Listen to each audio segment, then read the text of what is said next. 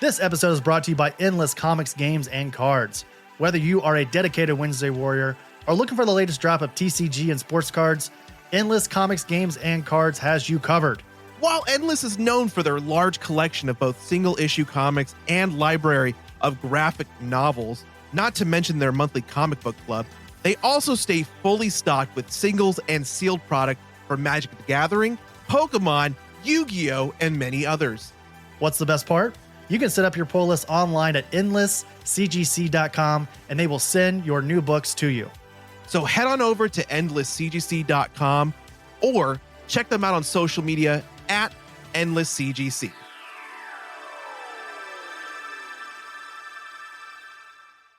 Hey there, this is Tim Seeley, writer of Hack Slash, Local Man, Revival, and the new Godzilla comic from IDW, and you are listening to the Oblivion Bar podcast. Welcome to the Oblivion Bar podcast with your host, Chris Hacker and Aaron Knowles.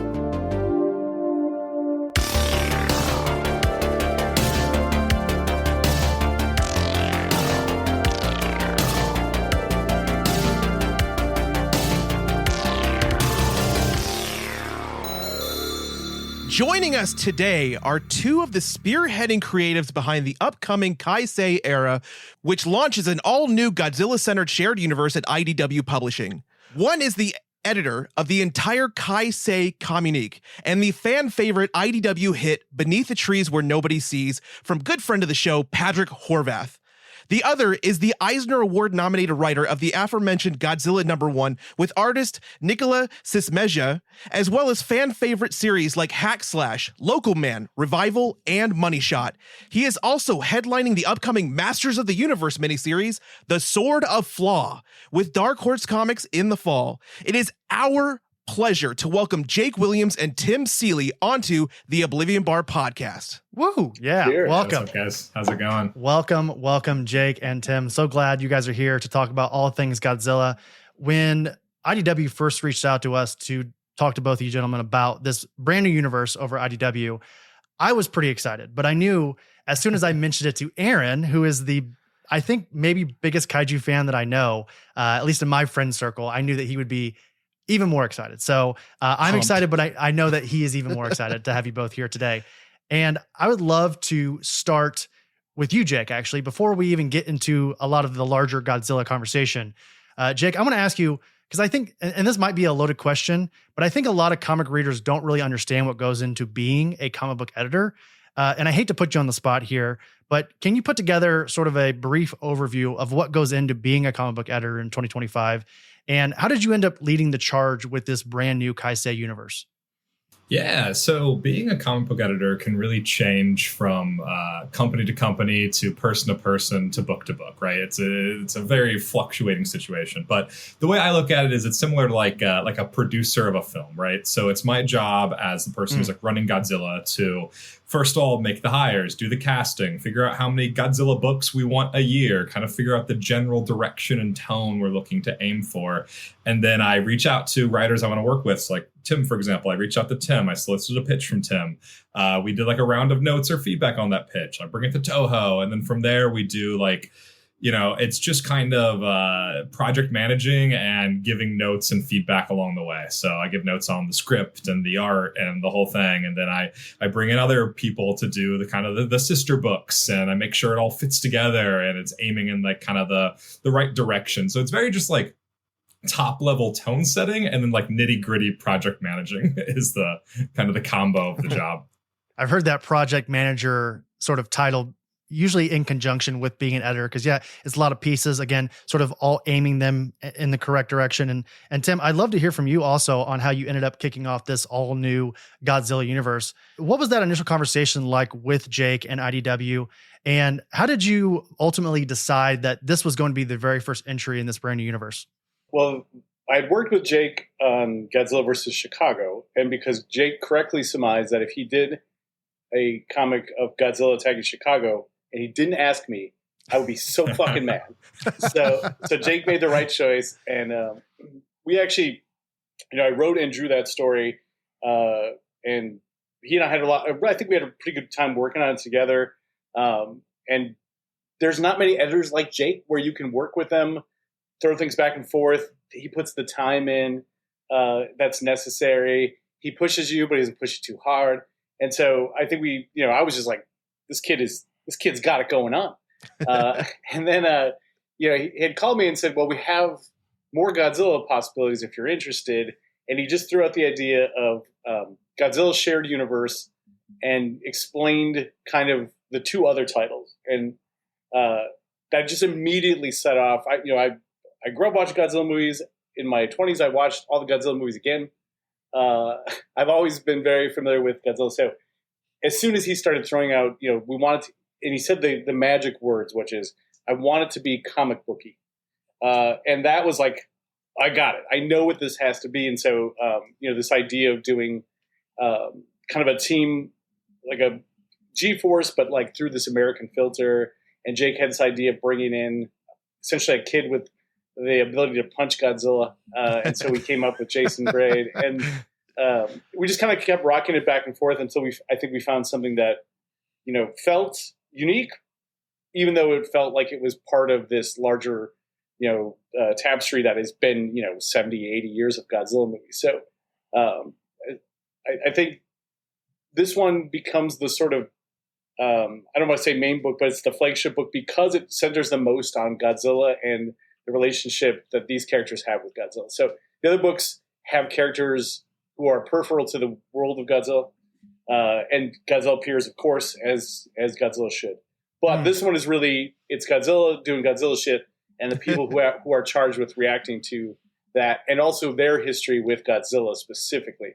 And our big sort of goal was to make it human and personal and honest, and in a way that I think we'd seen in Godzilla movies before, but kind of sometimes it's something that get lost in the spectacle. So that was our goal. And from my perspective on why Tim, it was just this thing where we worked with him on Godzilla versus Chicago. And Tim is he's such a great writer, and he's such a veteran of comic book writing, but he's also just so kind and so cool and so enthusiastic. So like when we reached out to him for Godzilla vs. Chicago, I think his response was just like, hell yeah, let's do it. And it's just this enthusiasm for doing this that's so infectious and so fun. And also, when it comes to the shared universe, I needed to find a writer who was game for collaboration. If you look at what Tim's done before with Batman Eternal and Grayson, he is a very collaborative writer. And also some of the other people we're working with on some of the sister books are these really new voices. They're new to the industry. So having Tim as this anchor, this person who's done it before, knows what he's doing, is such a strong backbone as the old man, as he's the lone wolf and we're his cubs following him around. But as the backbone of the whole thing was so important, and it's really felt that way working with him. So it's been just fantastic to have him on the team. Sure. Now, Tim said earlier, you guys needed to do some Godzilla shit. That's a quote. He also said that, what was the other thing that you mentioned? Something that Jake wanted, Tim. He wanted Godzilla shit and he wanted something else. He wanted to make it comic booky? Oh, comic booky. Yes. Comic booky. So let me ask you this. Thank you, Aaron and Tim both. When you say comic booky, when you say, Godzilla shit, what do you mean? Or at least what are you envisioning when you ask for something like that? Yeah. Jake, what do you envision when you ask for Godzilla shit? Well, I can talk a lot more on the comic booky part of it. The comic booky part of that thing was the Kaisei era is this whole comic book line that is attempting to really utilize what the comic book medium has to offer when crafting a Godzilla story. I think that a lot of times with licensed comics, they can just turn into these these reproductions of what you're seeing on the screen, these approximations of the film. And I was like, I don't want to do that. I want to just make the most comic book version of a Godzilla story possible. And that means leaning into the tropes, leaning into the spectacle, leaning into that we have super stylized artists across the board. You're not going to see anyone trying to approximate reality as far as Oliver Ono or Pablo Tanuka or Nicola Szymezja. But it's just these really fun, vibrant, stylized things. We have these freakish characters that you would never see on the screen for a Godzilla thing. Tim, I love whenever Tim mentions the powers that our main character has. He always describes it as his powers that he can punch Godzilla, which I love. Being like, it's a very specific power set that you need in order to punch Godzilla. To punch Godzilla. You know exactly what I mean. Yeah, exactly. But yeah, so that's the whole thing, is we wanted to create these like characters that could only really exist on a comic book page that can replace the kind of more standard human characters that you see and get kind of bored of depending on what the Godzilla film is. Like, we want characters who can directly interact with Godzilla and the other kaiju. And because it's a comic book, we get to do that in a way that you can't do on a TV screen or a film screen. So that was kind of what I was asking for. And Tim knocked out of the park, if he wants to take it from there, on how he delivered. Well, I mean, I think, one thing we kind of agree, that the Godzilla shit part of it, I guess, is that there's so many films that are part of this, and they have different tones. There are sort of comedic Godzilla films, and there are dead serious Godzilla films, and there are really sci-fi Godzilla. There's all these possibilities for that, and there's all kinds of different bits and pieces that kind of always appear. Like G-Force and certain kaiju and stuff. And so what Jake wanted, I think, was let's make it feel like those movies, but it feels like a remix, which is kind of the way we approach it, which is it's not beholden to any specific movie or sort of version of a continuity that you've seen, but it feels like all those things. Like it all feels relevant. It all feels like it feeds into this larger picture. And being that I kind of came from a lot of familiarity with it, it allowed us to kind of cherry pick the stuff that we felt would really work inside this world. But also, this is the first time you've seen a continuity in which Godzilla has been around for this entirety and changed the world. Like our world in this universe is Godzilla showing up in 1954 made this a different world of Earth than you live in. And so it's got all this sort of world building that we have to do because we made up essentially a new place. What happened to America? What happened to Japan in this time, and everything in between. So it had to feel Godzilla, but it had to be new. So I think that's kind of the edict, and that was the most fun part. It's like it's essentially doing like a big fantasy sci-fi world as if you made it up from scratch, except you could be like, oh, also one time, the reason this place is like this, because 50 years ago, Anguirus knocked it over. You know what I mean? Like, yeah. You get to see what Godzilla's destruction creates, which is such a fun, part of that. Yeah, no, I absolutely love you get the second and third order effects of this monster coming out of the ocean in 1954. But what I'm kind of curious about, and I really want to get into the a little bit more of the synopsis in a second, but I got to ask you both, and Jake, I kind of want to start with you on this one as the editor. When it comes to kind of the Godzilla in essence, it has been used in so many different mediums and in different installments. I mean, you've had the CGI versions that are on Netflix. You've had was it 2003 or was it 98 where it was Matthew Broderick and Godzilla? So the best one, as it's known by many people. Oh yeah, God. And then obviously all of the classics, the crossovers. Like, did you guys feel was there any pressure and creating like almost, again, your own iteration, your own universe with such a substantial group of characters?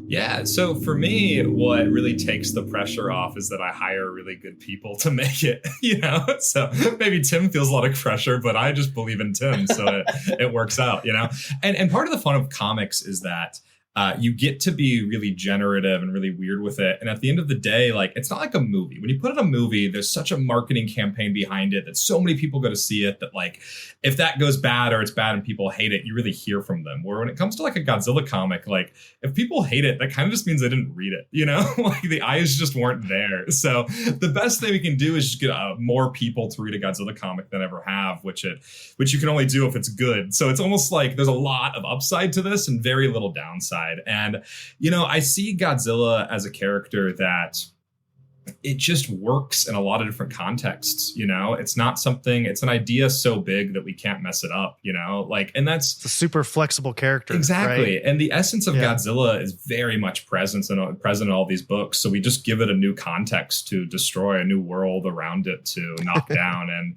because of that, it just feels like the core is still so baked into what we're doing that honestly, no, very, very low pressure. And it's just been really fun the whole way. And all the creatives we brought on to work with have added so much that it's just felt really perfect. It just felt really good and cool the whole time. So I don't know if Tim, That's awesome. if you have different thoughts on that, but. So Jake has no pressure, but Tim might. Man, I don't know. I've worked on the things that you get the most shit for. Like I worked on Nightwing, for Christ's sakes. Like you can't, you know what I mean? I wrote Rogue Savage Land. Like, what are you going to do to me? Like, so I don't, well, I mean, I always feel a little nervous about messing with old, legendary, well-beloved properties like this. Like I do feel a little bit of pressure, but I also think like, I'm a genuine fan of this stuff, and I feel like I understand what makes this work, which I think that's the job, is that you go back through and you say, well, why is Godzilla beloved? Why is Godzilla important? And the thing that Jake and I kept coming back to is the idea that, Godzilla is a sort of metaphor, obviously, for, the Earth slapping back because humans messed with it. And that's even the sort of, sillier Godzilla's where he talks and stuff, whatever, or has a kid or whatever. Yeah. It's Manila is the real baby Godzilla. But, but, that if you keep that core, if that's what it's about, I think you're doing it right. You could still live within that space and explore different versions of that. But so we kind of took that as humans tried to change the world in their way. The Earth clapped back. And then, as humans will do, they try to take advantage of the power that was just used against them, which is what humans would do. So it's keeping that as our sort of our guidepost. All the characters that live within the world kind of have to react to that reality. When we made up a new bad guy, we went back to that idea. Godzilla is the Earth's vengeance upon us. And so what is the bad guy, right? So we I think we figured out some pretty interesting ideas, but the core of it has got to be, you just have to write good character stuff. You have to write good people stuff. And they can live in a world full of monsters, but if the monsters attack and you don't care about the people, the monster doesn't matter. Mm-hmm. And so, there are great kaiju movies and there are bad ones where you don't give a shit about any of these people, and you just kind of, and we try to go on the version of like, we have to make the great one. We have to make the one where, yes, you get awesome monsters and killer fights and Jet Jaguar punches the Godzilla and all those things, but you have to care about the people that are around those characters. Yeah, I always love the fact that, primarily in these kaiju films, it's the humans that are the real monsters at the end of the day. We're looking at you, Millie Bobby Brown. True. Well, let's talk about this first issue of Godzilla, which hits store shelves July 23rd, and where the universe really picks up with this one. So here's a synopsis.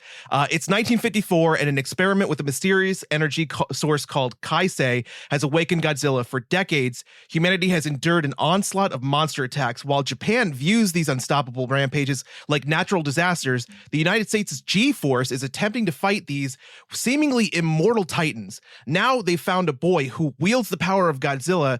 Will he save the world or bring about its doom? Or will he just punch him really hard? That's such a good, what a killer summary of this world. That's it right there. Good marketing shit. Sounds like somebody in here may or may not have written that exact synopsis. I don't know.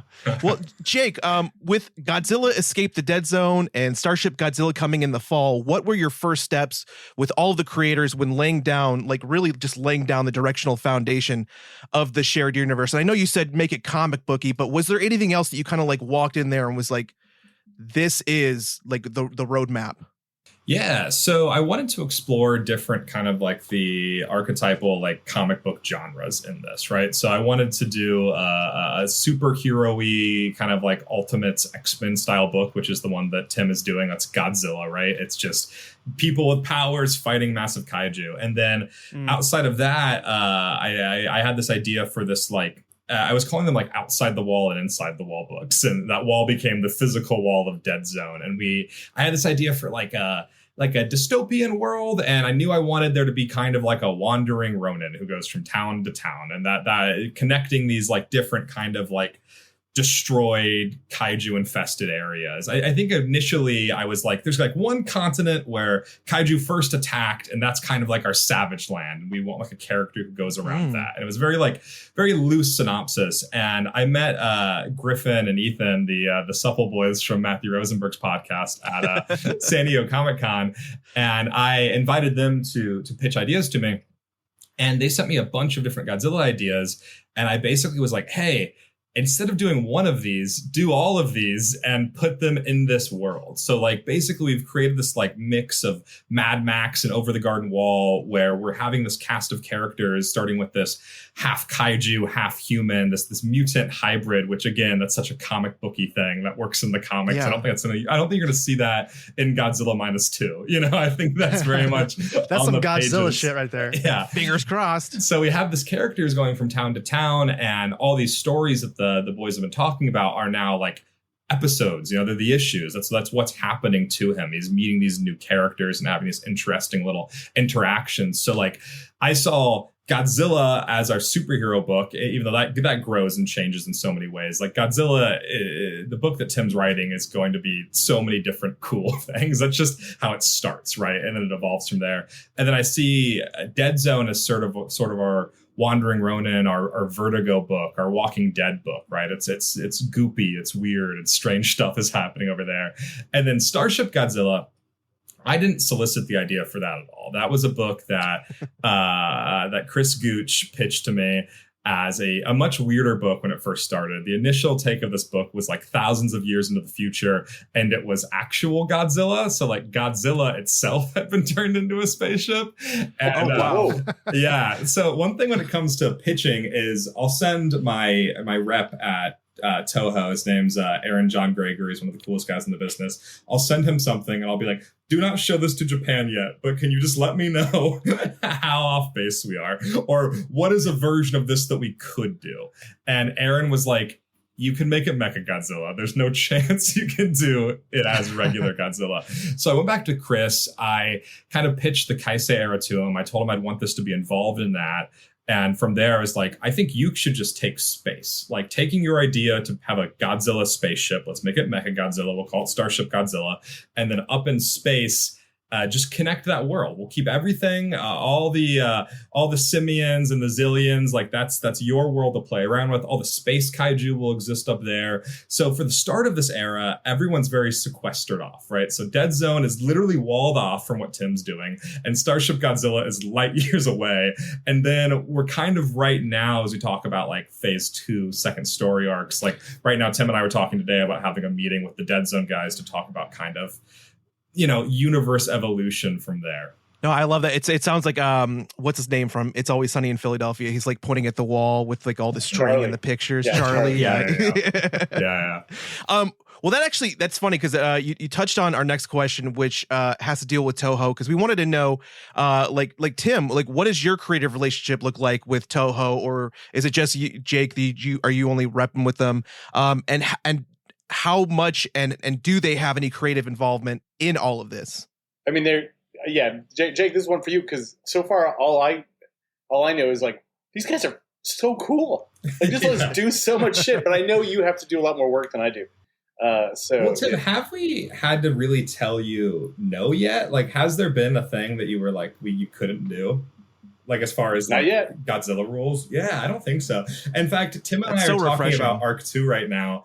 And the thing we're looking at right now, I kind of can't believe we're going to get away with if we end up with that route. But Toho approved it, and it's absurd. It's absurd what we're looking at. So, and that's kind of my fun thing. The fun thing too is right now, like I love Arc 1. I love where Arc 1's going. It's introduced in the world. It's introduced in the universe, and it seems like what Tim is building with Arc 2 right now is going to be like, oh shit, that's where you guys were going. That's what you meant by Power of Godzilla. That's what's happening. So there's so much fun stuff there. But my relationship with Toho, and I worked with a lot of licensors, but Toho specifically, they're so collaborative. They really understand that. And why we did the Kaisei era specifically is because Godzilla itself, it's not a character in a traditional sense. It cannot grow, it cannot change, it cannot have human emotions. Godzilla is a force of nature. And as long as you keep Godzilla as a force of an ultra powerful, colossal force of nature, you can build up any context around it that you want. And they just say yes. They don't tell us no. So when Tim creates a new kaiju, that new kaiju can do really crazy stuff. And you're going to see at the end of issue 1 that these new kaiju do things you've never seen a kaiju do before. And that's really exciting and fun.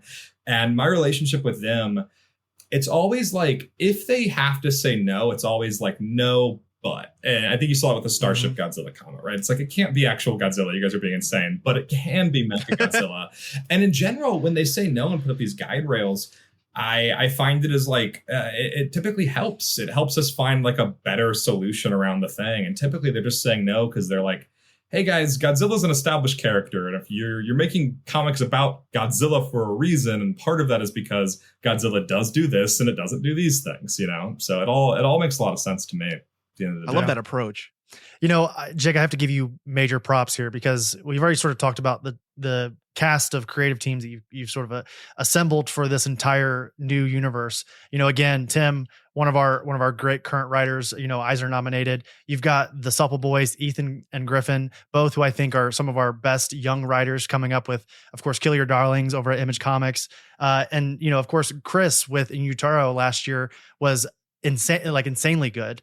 And this is no slight to, you know, Oliver or Pablo or even Nicola at all. But I think the writing team for each of these installments is incredibly impressive. And I'm just so excited to see what everyone does with this universe going into the latter part of this year. And I think it makes sense that Tim would be the first person to kick all this off. Yeah, thank you, man. And I mean, yeah, the writers have been incredible. They've all been so fun to work with. Tim and I have another project we'll be announcing soon, but Tim is so sick because he is just a writing machine. You can give. He's working on so many things all the time. But he's so good at it. And he is the comic book writer. And you can feed Tim a couple ideas and be like, I think it should maybe look like this. And Tim will be like, great, here's a script and it's perfect. And it's like, oh, awesome. Perfect. I love it. And then it's really fun working with the Supple Boys, and I think they're moving away from that branding, but it's so hard not for me not to call them the Supple Boys.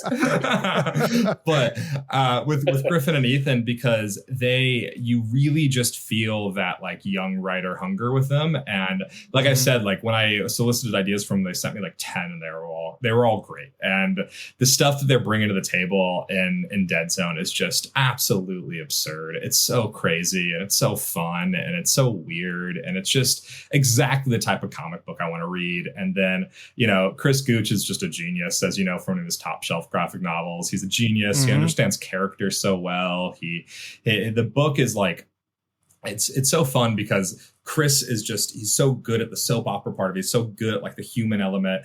And sometimes I have to be like, Chris, this is perfect. If you don't give Oliver more action to draw, I'm going to kill you. But he's such a genius, and the book's so sick. And yeah, I'm so proud of all of them. But I will say the time that I really breathed a sigh of relief was Pablo. I think Pablo was the last artist to sign on. It was either Pablo or Nicola. And at that point I was like, oh, these are going to be good. These are going to be fantastic. All three of these artists are so good that like this can't be bad now. The book's going to look beautiful, which is most of what a comic book needs to do. So yeah, just incredible creative teams all around. Couldn't be happier. Mm-hmm. So just between this little group, it won't go anywhere. But you can be honest with Ethan and Griffin. Yeah. They had at least one crappy idea, right? Right, You could just tell us. 1 to 3. You can be honest. 1 to 3. Oh, maybe? No? certainly. Yeah. I mean, yeah. Here's the thing. I never want to say this. They sent me 20 ideas and 10 were just dog shit. Yes. You hear that, Ethan and Griffin? You hear that? Suck it. Yeah. We should put a quick disclaimer out here. We're actually really good friends with both. Yeah, Ethan and Griffin. I roomed with. So before the Kill Your Darling, actually 2 years before Kill Your Darlings, Ethan, myself, and Griffin all roomed together at San Diego Comic-Con. So we've been friends for many years before they even went off to Image Comics. And not only are they two of my favorite creators, Kill Your Darlings was my favorite book. That was 2 years ago that came out. Favorite book of that year. One of my favorite first issues, maybe just like, I wouldn't say ever, but just like in recent memory for sure. Yeah. And they deserve all the praise that they're getting. So excited they're getting all these opportunities. But Tim, I want to sort of branch over to you really quick. I want to noodle on an idea here because you said something earlier and it made me think of all of us sort of have a Godzilla, a version of Godzilla we appreciate and enjoy more than others. I wanted to sort of talk about your longstanding relationship with the character. You know, many folks listening probably already know that Godzilla was originally created as this representation of Japan's perspective on the atomic bombs that were dropped on Hiroshima and Nagasaki. But, you know, I'm curious, you know, you mentioned that you were a fan of the films when you were much younger and probably even still to this day. But like, what is your North Star with this character going into this brand new universe? I mean, 54 for sure, the original Godzilla, because of that. It's a horror movie, and I'm a horror movie guy. But, you know, I also recognize that there's so much value in making Godzilla a character for kids, you know? So, and I also recognize, you know, I'm not like precious about stuff. Like, I think there's totally ways to do good versions of everything, but 54 is definitely my favorite. And then, my favorite of the, Heisei era is is Godzilla versus Destoroyah. That one's amazing. That one is the great one where you get this like emotional thing when Godzilla's son is killed, and it's, you know, spoilers, but it's awesome. It's such a good movie. Yeah, that one's great. And then, I mean, Final Wars is so insane. I can't help but not love it. I don't know, you know, I don't think I put it in the same category as sort of the quality of something like Shin Godzilla, which I absolutely love. And then, you know, man, I think Godzilla -1 is probably the second best Godzilla movie. And I can't believe that that's the most recent one. It's just, it's incredible, so good and so well done and so personal. And they set the standard for human character interacting with Godzilla, right? That, how do you make a movie about a giant monster, but we also got to care about a person? And you give this, you know, sort of failed, suicide bomber. I mean, what an idea, you know? So it's, so, you know, but I can also just sit and watch, you know, Godzilla versus Megalon, which is so dumb and so fun and so, you know, silly. And any of the Mothra movies, for some reason, Mothra just really appeals to me. And I'm not sure exactly why. It's such a silly, beautiful idea, you know? Mothra. So, yeah, right. It's so weird. It's just like, it's not one that's easy to translate. Godzilla's easy to translate to the US, but like, you know, if you've seen the Mothra cycle of movies, like, if you brought that over here, you'd just be like, I don't know. I don't know that. I don't know what that was. So yeah, but so, you know, but I think there's value in just about every, you know, I really like the legendary ones too for a very different reason. But I think they're well done. I mean, I think they're spectacle, but they're like, you know, amazing designs and stuff. The Godzilla Kong stuff, I love that stuff. It's what you wanted when you were a kid, but done like with sincerity in a weird way. Mm-hmm. Yeah, big lizard punches big monk. Yeah. Yeah. You know, how do you beat that? I mean, it doesn't have to be any more complicated than that. And I think they've sort of figured that out at Legendary and Warner Brothers, is that like, we just want to see Big Monk, Big Liz go up against another big something. We don't care what it is. And honestly, I think they just recently announced the title for the new one, Aaron. I don't know if you remember what that is off the top of your head, but some people speculate that we're going to get our first out of space kaiju, someone that comes to Earth to fight, which I think, was it? Ghidorah. Ghidorah is technically from space, but like, I think was he an ice at the beginning of that movie. I can't remember. But the point being is that they're fun. Is what I'm trying to say. Yeah. So I hope we get Space Godzilla. That is my favorite kaiju design. It's Godzilla with giant crystals on him for some reason. Giant crystal boob shoulders. Yeah. He's got like shoulder pads in there. Yeah. They're healing quartzes. I don't know. It's awesome. I love that design so much. It's his white woman's Instagram Godzilla. Well, Tim, I don't want to deviate. I guess I am going to deviate purposefully away from Godzilla real quickly because I have to ask you. Having you on the show, it would feel odd not talking to you at least a little bit about Revival, which has its first episode coming out next week over on Sci-Fi, June 12th. That first episode comes out. I'm not sure how much you can or even really want to talk about this, but I'm just curious, like, what has been your experience with, that show being made, now coming out? How has this all been for you as one of the original creators? Well, this one's a weird one because I am very actively involved in this TV show because the deal that we did originally, I told you guys before, like what happened with Hack Slash, where I sold something to a studio and then I'm not part of it, Mm-hmm. And so with Revival, I was like, I'm not going to do that again. And so I took a big risk, but instead of going with the studio, Mike and I signed a deal with a small production company here in Illinois. So they're like in Champaign, which is, not Hollywood at all. Mm-hmm. And that was, we developed this with them. The director, producer, Luke, who became the showrunner, shepherded this thing for 8 years to get it done and, relied a lot on our input and our feedback. And so this one is weird because it's not like I wasn't part of this. This isn't like, I'm like, hey, they made a show. Cool. Here's my check.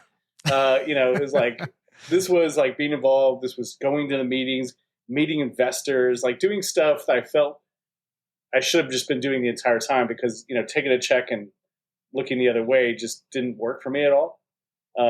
So, it's seeing it, and primarily it's the work that Luke did. Like I worked on Revival for 5 years every day. Luke has been working on Revival for 9 years every day. And, so he's worked on it more than I have. And so seeing this, like, finally, like, one, I'm so glad he's getting to see this brought to, to everyone's television box. And, for us, this was a risk. It was a crazy idea and it worked, so hopefully people get to enjoy the show and it pleases the fans but it brings in lots of new people too. What's your plan for the premiere of the first episode? Do you have some kind of launch party or something that you were planning on doing? No, I'm going to be in the woods with my family camping. So I won't know. I don't even know. I'm not going to see the internet. I have no idea what people think of this thing. I've seen the first, I've seen a bunch of episodes already. And I was there for the filming of the last one. So, but yeah, we did at my house, we had a little barbecue and watched it with the producers and stuff, and got drunk. And then, but yeah, we haven't done like a big event. And then I'll be in the woods next week in Michigan somewhere. So whatever happens, if it tears the internet up or, if no one watched, I won't know. I'll just be sitting around a campfire, farting and eating hot dogs. It'll be great. You'll be having your own Revival. Exactly. Well, okay. One more adaptation question. I just need to know, when the heck are we going to get a Local Man live adaptation? That's what I need in my life. Not that, no disrespect to Revival, but Local Man is by far my favorite thing that you've ever done. And that just feels so presently, it would work really well, I guess, in 2025 is my question. And yeah, we signed up with the guys who did Revival to do. Oh, really? Okay. So yes. Nice. Good deal. All right. Well, I mean, I think that's kind of a lot of the questions that we have for the body of this interview, but we always like to ask our creators, before you go, we like to ask our creators one last question, which is, what have you been really enjoying? I mean, be it comic, movie, TV series. We know Tim's choice in TV series, prose novel, podcast, album, whatever. What have you been obsessing over? We'll start with you, Jake. Yeah, I've been reading a lot of manga lately. That's kind of been a big thing that I've been doing ever since. I've been reading so much manga the last couple of years. I don't think Tim realized I was a comic book fan when he first met me because I was just talking about manga. I'd be like, no, I grew up on just thought he was a weeb. Yeah. But I just read through Death Note for the first time ever, and that was one where I was like just flipping through. I was loving it so much. As far as comics coming out, I am like the biggest Department of Truth fan. I think Department of Truth is one of the best comics ever. I think it's such a brilliant premise. For anyone who doesn't know, it's X-Files, but in a world where like public belief shapes reality. I think it's just fantastic. And I don't think I'm watching any TV shows right now, so that might be it. Movies, I love Friendship, so lots of. I went and saw that last week too. Very good. It's so funny. Very funny. Yeah. Incredible. Tim, how about you? Let's see. Comic wise, I've been reading Tank Girl of late. I'd read it in the 90s, and I bought it came with these new color collections. I kind of wanted to steal some of the vibe for our Godzilla book, but also I just want to see like where this came from. And it was interesting when I was reading, my 5-year-old came up and she was like, "Hey, is that the gorillas?" Like she recognized the style of Jamie Hewlett somehow. Yes. Whoa, that was incredible. I've been enjoying the hell of that. And then I just watched last night, and it kind of destroyed me. I don't know if you guys have seen The Rehearsal, which is Nathan Fielder. The first season of that show is incredible because it's essentially he tried to make one show and it was completely derailed by the pandemic. Mm-hmm. And then he comes back in the second season and you're like, well, how do you top that? And he does. It is the craziest. I think it might be one of the craziest TV shows I've ever seen. Because the premise is essentially a comedian, Nathan Fielder, discovers in real life that the cause of many plane accidents is that the pilot and the co-pilot don't talk to each other. So he's going to bring this to Congress, and the entire season is about him figuring out how to communicate, how to rehearse for, this revelation, which is true. And then it just ends in the most just devastating, emotional way you can think about. So if you haven't ever seen that show, watch both seasons. It is. If you're like have a cringe problem, this might be not for you. But I bathe in your cringe. So. Does he die in a plane crash? I don't want to ruin it for you, but it is almost as shocking as that. Oh, okay. Yeah. I've heard that Nathan actually got in a little bit of hot water. I'm sure. I mean, this makes sense to a lot of people, but he got in some hot water with the FAA because of the series. Oh yeah. I mean, there's a reason. The thing that happens at the end, you're like, oh, that's why. Okay. All right. Yeah. Oh, wow. I've heard nothing but incredible things, so I'm very excited to check check it out. So I've been binging nothing but Love on the Spectrum, and it is crushing me, but also like for some reason making me question a lot of my my life and my mindset. Yeah. I'm like, oh man, am I on the spectrum? Aaron has been talking about Love on the Spectrum, I think, for the last 3 episodes in one way, whether it's a quick reference or if it's like a 10-minute recap of the most current episode. So my biggest problem is when I was a kid, like I'd watch stuff and I'd like be like, oh, I could do it. I could do that. Like I used to binge watch all of X-Files, and I'm like, oh, I could be an FBI agent. And so like now I'm watching Love on the Spectrum, and I'm like, spectrum. I might be on the spectrum. Oh. So it's like I got to stop watching these shows. Like next, I'm going to start watching my 600-pound life, and I'm just going to start eating pizzas. Like it's like I could do that. If you're obsessing about autism, do not watch Rehearsal season 2 then. Aaron's like, I'm going to take down the FAA. Just one random day is going to come in and be like, yes, taking them down. Burn it down. Well, Jake, Tim, what a great pleasure it was getting both of you guys on here today to talk about Godzilla and everything that we talked about here, the Kaisei era, everything at IDW. Once again, that first issue of Godzilla from Tim and Nicola comes out on July 23rd, and FOC is actually on June 9th. So everyone that's listening to this episode should be out before June 9th. Call your local comic book shop right now as you're listening to this conversation with Jake and Tim. Go ahead and pre-order that first issue. Aaron and I have had the pleasure of reading that first issue early, and we could tell you this is a great first installment to this brand new universe. If you have any, again, as we talked about at the beginning of the conversation, Aaron, a giant Godzilla fan, me, more of a passive fan, but still an enjoyer of that, that overall franchise. I can tell you we both enjoyed it on a very high level. So make sure you guys go pre-order that. Pumped since reading the free comic book day, the Godzilla, the New Heroes, and just the art. Everything was so like enthralling, and like the art, every single like style of art that is in each of these stories looks fantastic. The characters are engaging. The writing is phenomenal. Of course, the big bad in Godzilla has to be an American general who's going crazy over a new source of power. But I'm just so excited because it has this almost like My Hero feel, with like new heroes coming out and this kid just coming out of nowhere. And it's just the most badass origin story where some kid gets blasted by a Godzilla, power blast, and he's just like, well, gotta punch Godzilla, and he's flying out of the air. And I was like, this is going to be incredible. So I'm so excited for what you guys have in store for us. Thank you. Yeah, it's absolutely, this is a book that we hope that just all comic book fans love. You don't have to be a fan of Godzilla. It's just, we made it just for comic book people. And yeah, I hope you love it. I hope you call and pre-order because I want Tim to write 100 issues of this book. So hell yeah. Before we let you go, Tim, I'm going to hand it off to you one last time.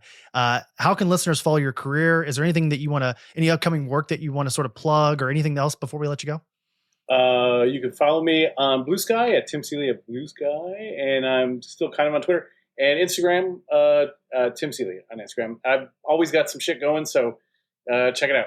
Yeah, we didn't get to talk about Rogue. We didn't get to talk about Masters of the Universe. We didn't get to talk about like a lot of the other 7 titles that you're currently working on. So that we have to get you back on for that at least. Sure. And then Jake, over to you as well. Obviously, you're not writing any comics, currently, but how can people follow you if they want to know more about the Kaisei? I can't say it now. Kaisei universe. Jesus. Yeah. I'm on Instagram and Twitter and Blue Sky at Jake_B Williams. And yeah, just buy comic books.